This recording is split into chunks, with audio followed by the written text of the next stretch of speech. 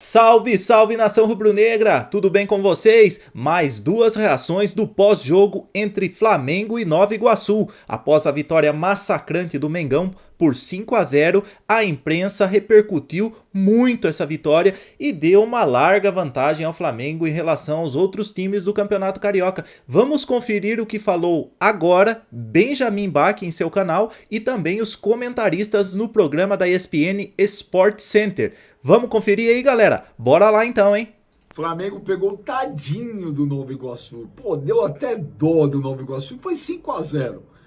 Alguma surpresa? Olha, a única surpresa que eu vi nesse jogo é eu achei que do jeito que estava que ia ser 8, 9-0, foi só 5-0.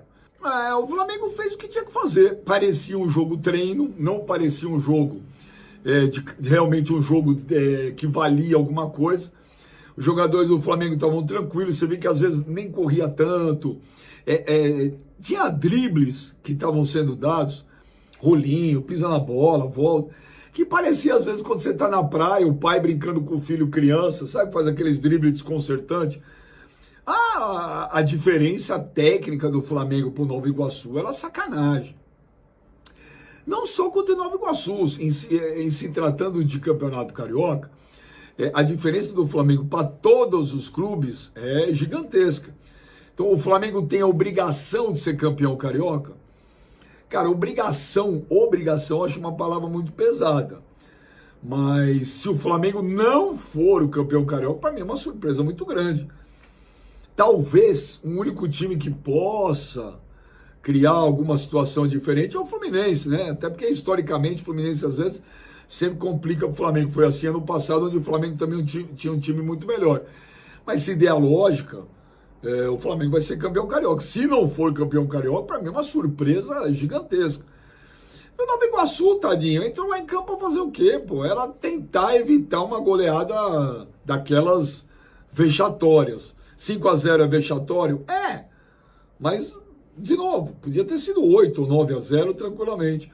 E quando estava 11 contra 11, já era um jogo, já estava uma baba, aí o Nova Iguaçu teve um jogador expulso, aí a baba virou a baba do boi, era uma festa. Mas contra o Madureira não fez. Contra o Madureira não fez. O Vitor Pereira fez aquelas mexidas erradas, tal. O Madureira soube fazer uma retranca. O Nova Iguaçu, tadinho, foi jogar no Maracanã. Como o Madureira, se viesse jogar no Maracanã com a torcida, né, aquele puta calor, também o Flamengo ia ganhar fácil. Se não ganhar, se o Flamengo entrar em campo com 30% de nível de concentração, 30%, o Flamengo ganha qualquer jogo. 30%. Daqui precisa entrar focadaço, não, zero, não precisa. 30% ganha. Ganha de todos esses times pequenos do Rio, que são muito ruins. Ganha do Botafogo, hoje ganha do Vasco. E aquilo que eu falei, talvez o Fluminense possa dar uma incomodada. Então, o Flamengo fez o que tinha que fazer, era o adversário que tinha pela frente, ponto final. Entendeu? Tadinho do Nova Iguaçu. Vamos começar então falando dessa goleada do Flamengo. Teve gol de Pedro, de Gabigol, de Fabrício Bruno. Gol pra tudo que é lado, Fernando Campos. Boa noite. Muito boa noite, Abel, Marra, prazer estar aqui, o Djalminha também, grande craque. Pois é, rodada, né, movimentada, pênaltis, né, VAR trabalhando, gols no Maracanã, ótimo público, né, Gabigol e Pedro marcando, brilhando, Matheus França muito bem no primeiro tempo, o Vitor Pereira deu uma rodada, né, no elenco, né, e um Flamengo que convenceu, pegou um adversário mais fraco, um adversário frágil que é o Nova Iguaçu e fez o que se espera de uma equipe da potência do Flamengo, né? Um jogo sem correr nenhum tipo de risco, né? O Santos praticamente não trabalhou, controle absoluto, a criação funcionando. Gostei muito do jogo do Mateuzinho pelo lado direito, dando assistência, ele que faz essa jogada aí pro gol do Pedro. E aí me perdoa aqui a interrupção, aí tem uma disputa, né? Tem. No Mateuzinho tem uma disputa. Eu acho que o Varela não é uma unanimidade, né? O Rodinei era uma unanimidade na última temporada por tudo que ele jogou. E agora tem uma disputa maior, né? O Mateuzinho conseguiu ir muito bem nessa partida, assim como o Felipe Luiz, né? Voltando bem pelo lado esquerdo, mas esse é unanimidade, todo mundo já conhece o que ele pode fazer. Hoje os gols saíram, Djalma, boa noite. Boa noite, Abel, boa noite, Marra, boa noite, Fernando.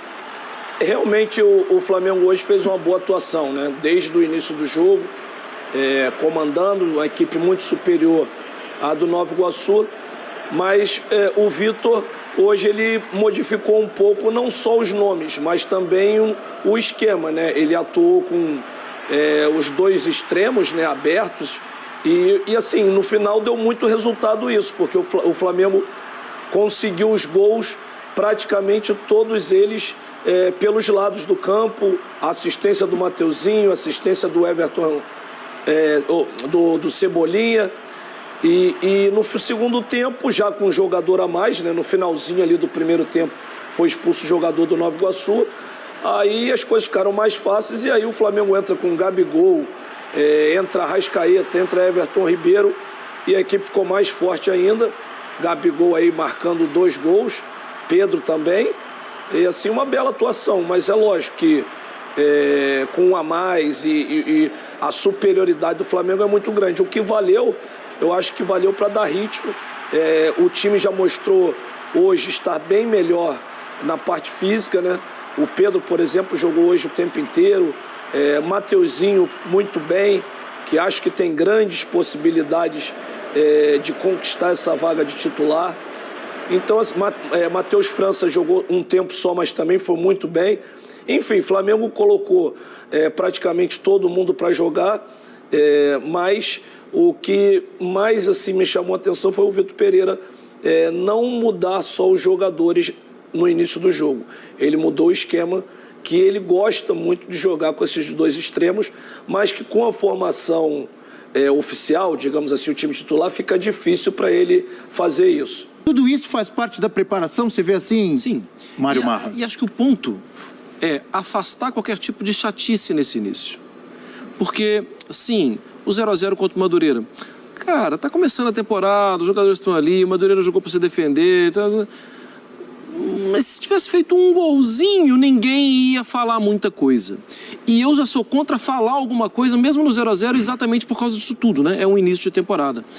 Aí, quando vira a página e no próximo jogo você faz um 5-0, Abel, acabou, sabe assim, é paz para trabalhar, tranquilidade para testar jogadores, para dar minutos para jogadores, é muito importante isso. Quando eu falei de Mateuzinho, quando o Donão estava falando sobre Varela e Mateuzinho, sim, porque aí pode estar uma disputa. Sim. O Flamengo não é o elenco do Flamengo, você pode ter muitas disputas, porque tem muito jogador bom. Mas você sabe que dificilmente, pelo pouco tempo que tem para as grandes disputas do ano, o Vitor Pereira vai arrumar muita, assim... Não, ele vai manter mais ou menos o que tem aí, porque daqui a pouco tem Palmeiras, daqui a pouco tem um Mundial, então espera um pouquinho. Depois, com o passar do tempo, ele vai avaliando mais. Mas na direita tem uma disputa. E aí, nação?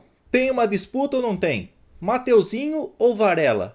Quem que você escolheria nesse momento para conseguir dar sequência e ter essa titularidade no time do Mengão?